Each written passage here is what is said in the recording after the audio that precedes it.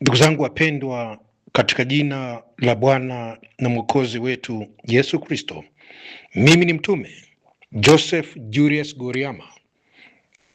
Ninawaletea neno la Mungu lenye kichwa cha habari kinachosema Yesu Kristo, ramani ya Mungu ya ujenzi wa maisha ya Wakristo.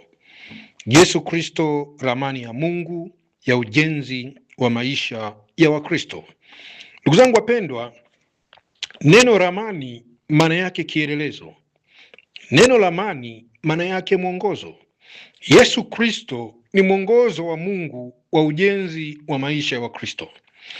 Ukisoma kwenye kitabu cha Yohana Mtakatifu sura ya 13 mstari wa 15, neno la Mungu linasema, kwa maana nimewapa kielelezo ili kama nilivyowatendea ninyi, ninyi mtende vivyo hivyo. Kwa maana nimewapa kielelezo ili kama nilivyowatendea ninyi, ninyi mtende vivyo hivyo. Ndugu zangu wapendwa, Yesu Kristo ndiye ramani, ndiye mwongozo.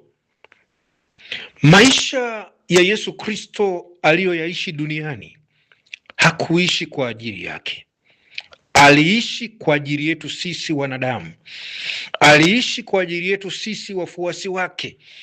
Alitaka kutuonyesha jinsi ya kuishi maisha ya kumpendeza Mungu.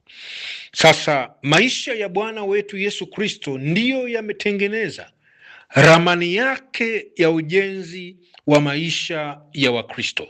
Ndugu zangu wapendwa, Yesu Kristo alipokuwepo hapa duniani aliishi maisha ya aina 8. Aliishi maisha ya aina 8.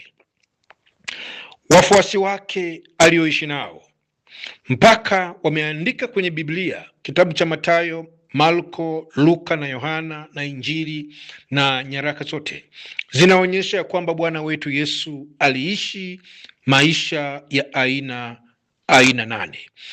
Aina ya kwanza ya maisha aliyoyaishi Bwana wetu, aliishi maisha ya kuwawazia wengine mawazo mema. Mawazo ya Bwana yalikuwa mawazo ya uzima na amani, yalikuwa mawazo ya upendo, yalikuwa mawazo ya haki.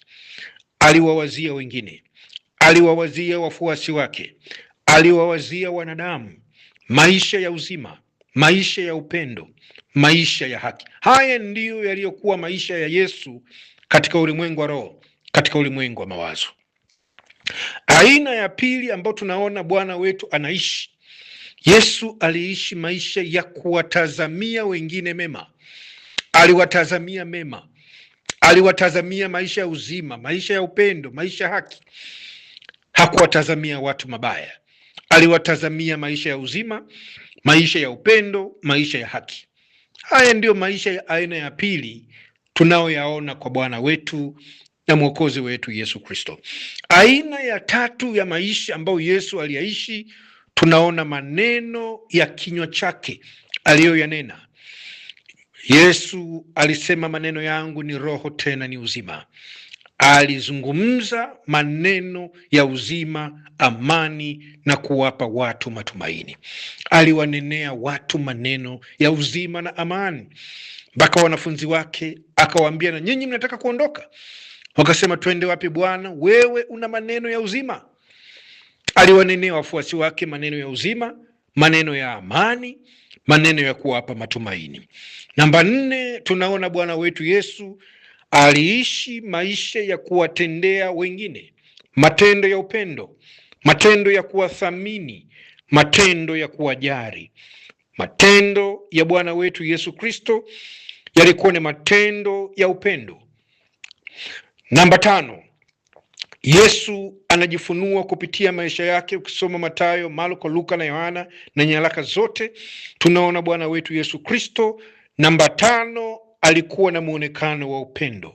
Aliwaonyesha wengine muonekano wa upendo, muonekano wa kuwathamini, muonekano wa kuwajali, muonekano wa kuwapenda katika shida na katika raha. Muonekano wa Bwana wetu Yesu ulibeba upendo. ulibeba tabasamu, ulibeba kuwathamini wengine, ulibeba utu wema, ulibeba upole, ulibeba amani, ulibeba furaha, ulibeba uvumilivu, ulibeba uaminifu, ulibeba fadhili. Ndugu zangu, muonekano wa Bwana wetu Yesu ulikuwa ni muonekano wa upendo, wa kuthamini wengine, wa kuwajali wengine, wa kuwapenda wengine. Namba 6, tunaona maisha ya Bwana wetu Yesu Kristo katika namna ya 6. Tunaangalia mahusiano yake. Mahusiano ya Bwana wetu Yesu Kristo yalikuwa ni mahusiano yaliyotawaliwa na tunda la Roho.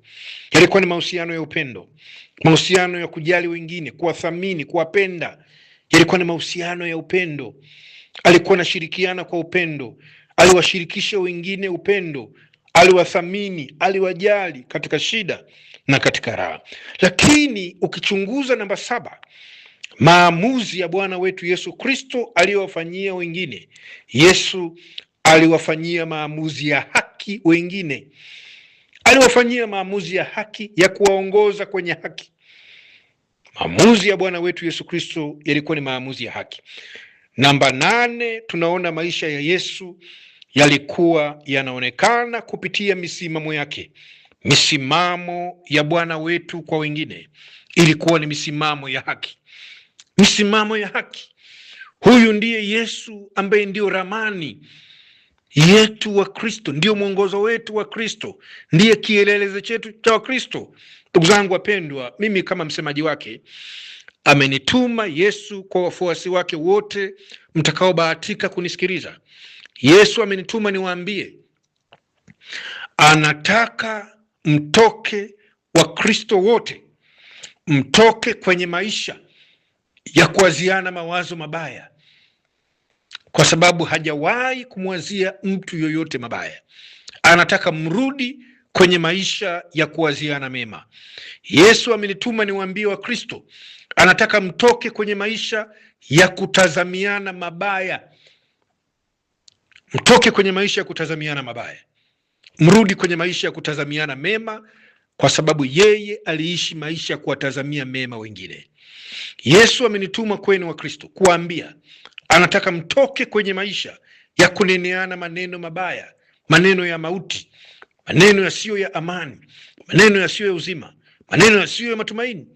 Anataka mrudi kwenye maisha ya kuneneana maneno ya uzima, maneno ya amani, maneno ya kupeana matumaini.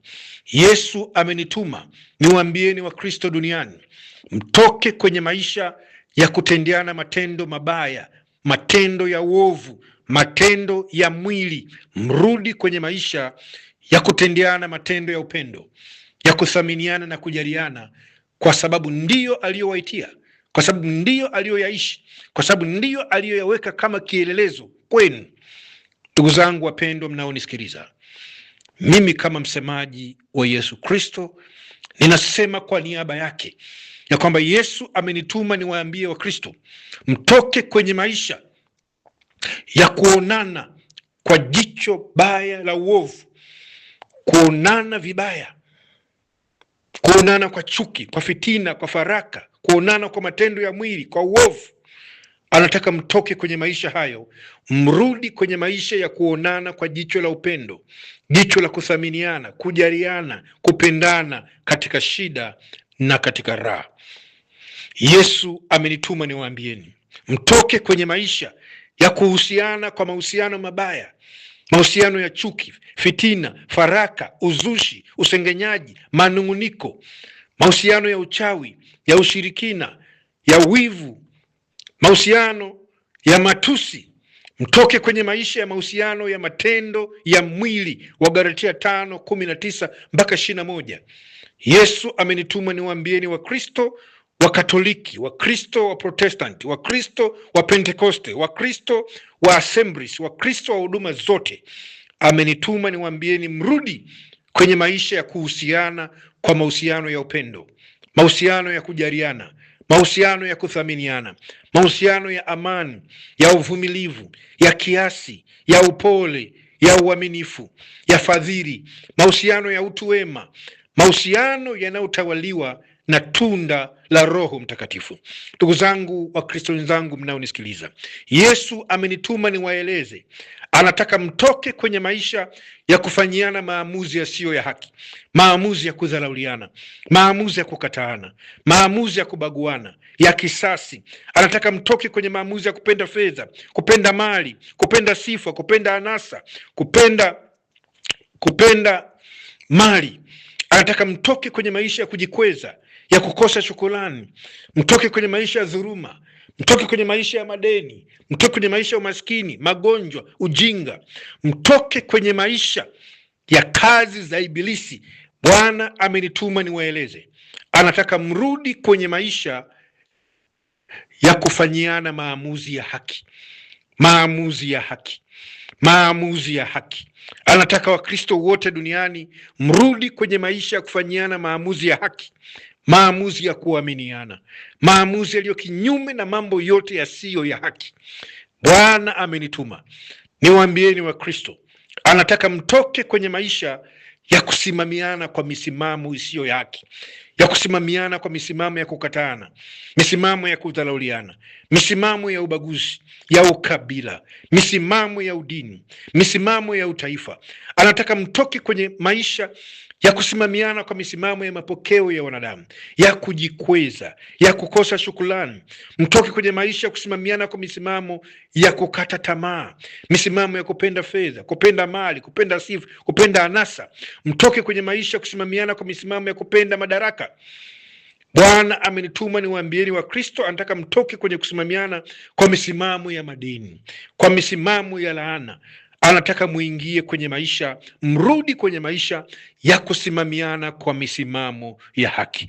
Ndugu zangu Wakristo mnaonisikiliza, Bwana amenituma mtoke Misri, mrudi Kanaani, kwenye ustawi wenu, kwenye maendeleo yenu, kwenye maisha yenu bora, kwenye mafanikio.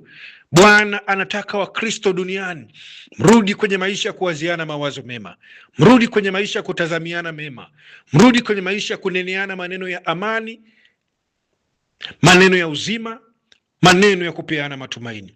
Mrudi kwenye maisha ya kutendeana matendo ya upendo, ya kuthaminiana na kujaliana. Bwana amenituma niwaambieni Wakristo, mrudi kwenye maisha ya kuonana kwa jicho la upendo, jicho la kuthaminiana, jicho la kujaliana. Amenituma niwaambie mrudi kwenye maisha ya kuhusiana kwa mahusiano ya upendo, mahusiano ya kujaliana, mahusiano ya kuthaminiana. Amenituma Wakristo niwaeleze, Yesu anataka mrudi kwenye maisha ya kufanyiana maamuzi ya haki. Kila mmoja muone mwenzake ana haki mbele zake, ana haki ndani yake.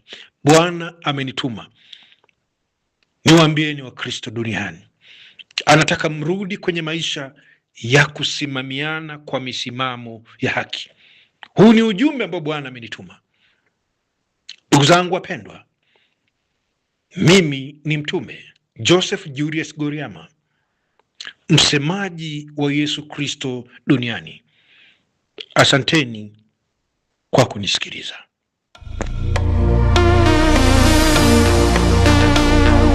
Ladies and gentlemen, welcome to the channel. Please subscribe with notifications on.